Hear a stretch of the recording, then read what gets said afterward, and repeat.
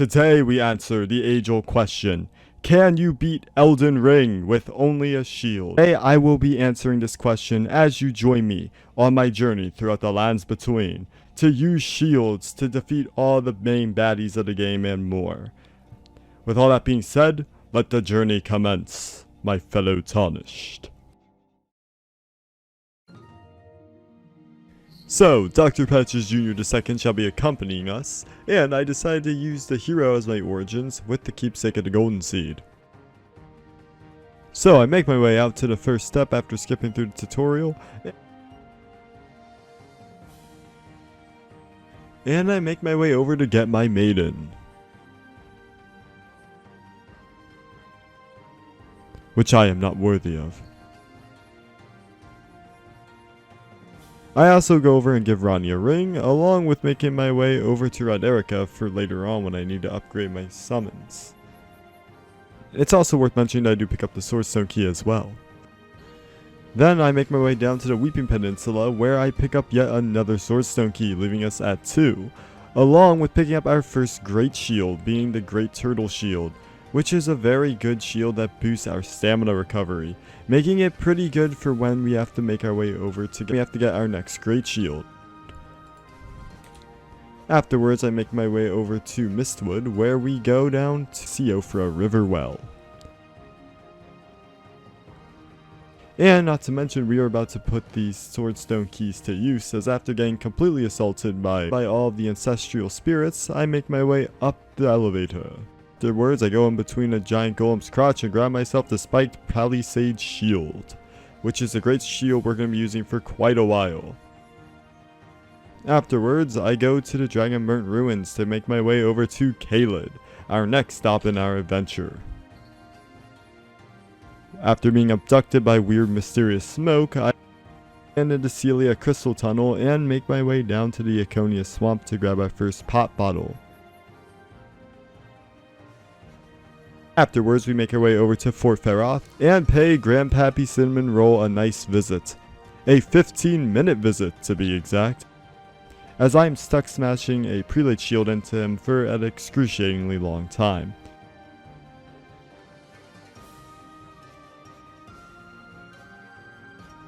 Afterwards, I go to Fort Feroth and grab Radigan's Sourceal and pay Greyroll a visit. Once that's over with, I make my way back to Stormveil Castle to fight Merget, but not before telling you that I picked up the Wondrous Flask of Physic first. Afterwards, Merget does put up a bit of a challenge, but I do end up arising victorious in this battle. And with that, grab myself another talisman pouch.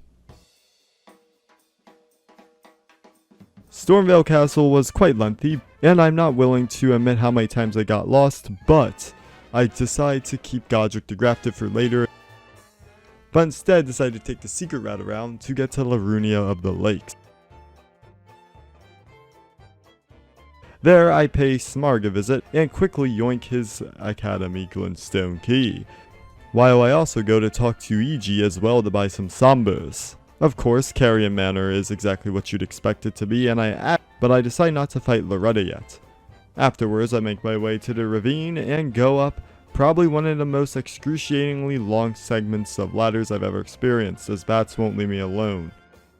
I again chicken out on my car and instead just decide to go to the Raya Lucaria Cavern, where I can one-shot all opponents and grab quite a few smithing stones. Also, Crystallians you'd expect to be a lot more intimidating, but I actually managed to defeat them without too much trouble, doing it on my first try. And now I can buy infinite +1 and 2 smithings. Then I make my way back to Round Table and upgrade my shield to... Afterwards, we go and take down Makar, who does put up quite a bit of a fight, but I'm actually able to get through this quite okay. After all, the lava is more of a threat than Makar's sword.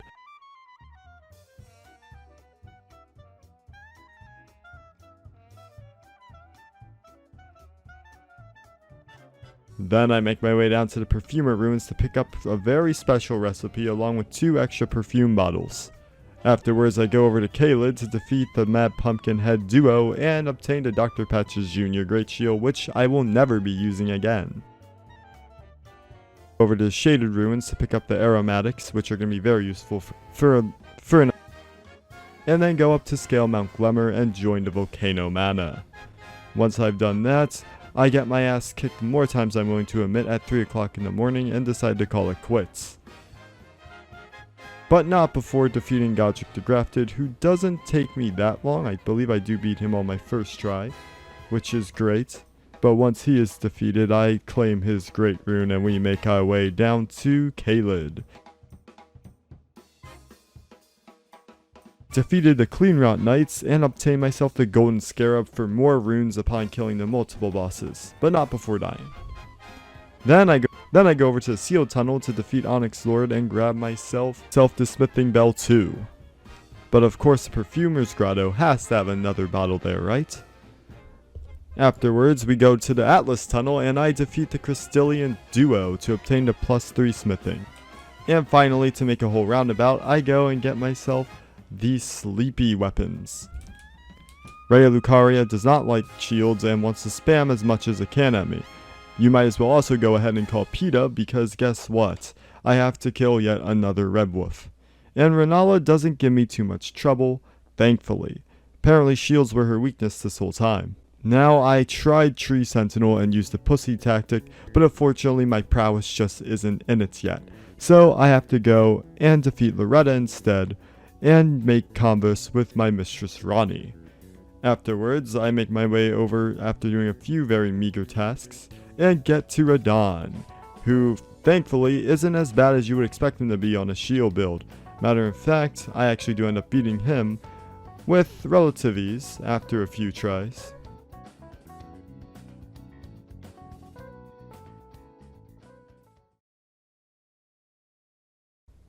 After Radahn's laser light show in the sky, we make our way over to Nokron, the Eternal City. And I decide to grab myself the Flame Grant Me Strength for later from the Dr. Patches Jr. machine. There, I decide to cheese the Mimic tier fight by stripping first and then putting back on all my gear. And grabbing something that I will need for much later on. Afterwards, we go back to Ronnie with the good news.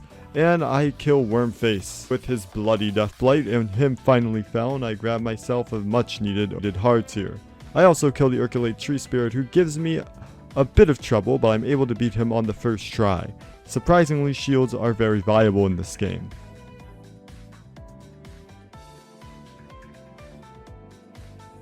And Commander O'Neill was next on my shit list, as he has the Commander's Standard, which basically gives us the Rallying Standard, which is the greater version of the Golden Vow, along with being able to defeat the Tree Sentinel at long last. But why not talk to our pop boy, indulging in some nice lava, along with taking some ovaries out of some motherhood squids or octopi, so I can craft aromatics. Then I take over to Lyondell and take down Godfrey, which takes me way more tries than I'm willing to admit, but hey, he went down. Okay, it wasn't that easy without status ailments, okay? But once Godfrey has been found, my way underground like the Mario Brothers, and I decide to go and fight Merget, the Omen King, which takes me quite a bit of tries, and I finally decide to take buffing into account before I win. Afterwards, the Forbidden Lands are up next, and I decide to upgrade my shield a bit more. The mountaintops of the giants I dreaded for many reasons. However, the first thing on the list was actually to go back and fight Mohg the Omen with the Mohg Shackle I picked up earlier in the Subterranean Underground. Mohg gave me quite a bit of trouble, but I eventually persevered and made it through with my mighty great shield. And they said shields aren't viable, eh? Just take a look-see at this. Cheers! It was a very tough battle. And now the even harder battle was not dying to gravity. Honestly, I died at least 50 times to this, but eventually I made it, and we got the Fingerprint Great Shield, the shield I would be using for the rest of this run. Now, after I upgraded it, I decided to try it out on a few of my favorite dragon buddies, who obviously consented to this, and I was able to grab myself the giant seal at the mountaintops of Giants Saint's Grave, which would come in handy for later, as now. It is time to take down dreaded Fire Giant. Fire Giant could have easily been where this ended. However, because of how prepared I was and because of all my buffs and the bleed that I put on my Great Shield, I was miraculously able to pull through. Now, I was stuck on him for 3 hours, which is about how long I would be stuck on him without Rivers of Blood. Seriously, Rivers of Blood is meant for this boss battle. The only way to get it is before him. But anyways, off topic, I defeat Fire Giant, and now we can move on to the end game. I was miraculously able to pull through.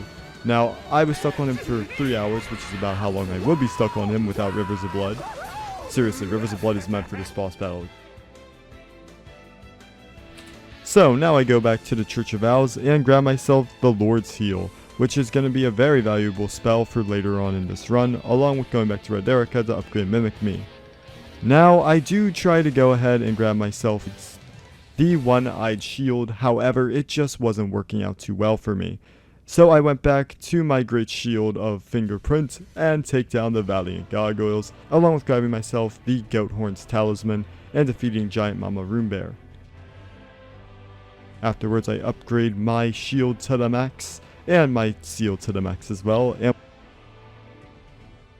and we take down Godskin Duo, which I was stuck on for days. If it wasn't for my Sleep Pots and my Aromatics and Mimic Me, I don't think I would have ever stood a chance shield only. This fight not only has them respawn, but also Destined Death constantly eats away at your HP, overall making this a very overwhelming experience. But I thankfully do defeat the boss after what feels like an eternity.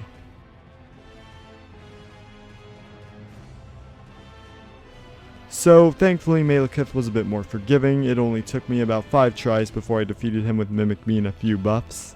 And overall, I think that if it wasn't for Bleed, this battle would have been a lot longer. Since Frenzy only affects humanoid NPC like players, and Malekith's Black Blade just eats away at your health bar like no tomorrow. It even takes away a bit of your health bar as well.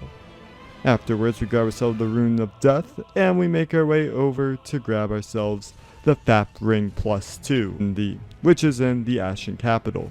Afterwards, we make our way up to Gideonoth near the All-Knowing. And we take him down pretty easily since we could easily the 2 of us.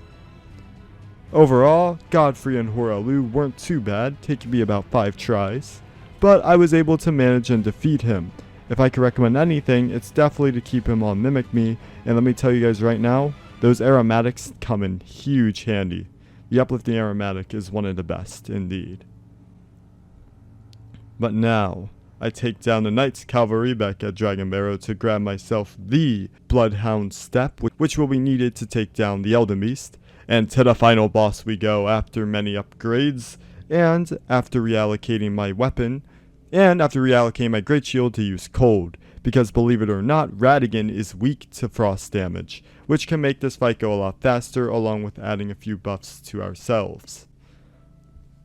Once Radagon was defeated, I had to take down Elden Beast, which took me quite a bit of time, but not as much as Godskin Duo or Fire Giant. Overall, if I had to tell you anything, Elden Beast is going to be a lot of dodging, a lot of running, a lot of buffing in Lord's Heal, and absolutely a lot of R1 L2 spamming.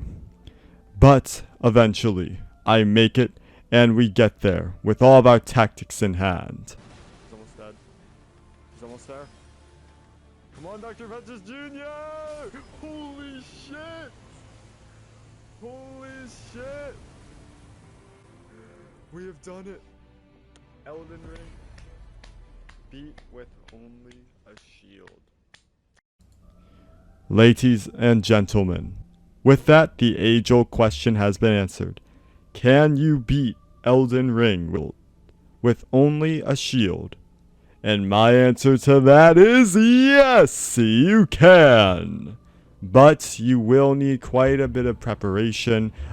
Definitely going to need your Mimic Me. And you're also going to probably want to bring status ailments as well. The ability to reapply Shield Ash, but this time with an affinity, has helped me immensely. And I cannot recommend if you're going to do this, which, should you do this? Absolutely not. Use your Rivers of Blood and your Falling Star Beast Jaw all you want. It's way better, way more fun, and is definitely worth your time. But I can tell you without a shadow of a doubt, that this was a great experience, and I do appreciate everybody who helped me out and was there on the streams, which you could check me out too by stopping by every now and then. But with all that being said, make sure to like today's video if you enjoyed, subscribe and hit the notification bell if you want more videos like these, and let me know in the comment sections below what I should do next. I'm thinking about doing Torch or maybe Night Magic only, so let me know in the comment sections below. This was a lot of fun to do. I also kept this video nice and short and sweet because I didn't really want to waste too much of you guys' time, and I do have a big trip coming up, so I really was very tight on time, so I hope you don't mind. But until next time, make sure to go and use my coupon code RENCRATES to save up to 3% on your next purchase at AOA.com. Buy my merch and stand proud in the description below. Please, t-shirt, sticker, anything helps a lot. Plus, you can show your swag that way. And until next time, rise my fellow tarnished. And do not be afraid to try something new. Thanks for watching.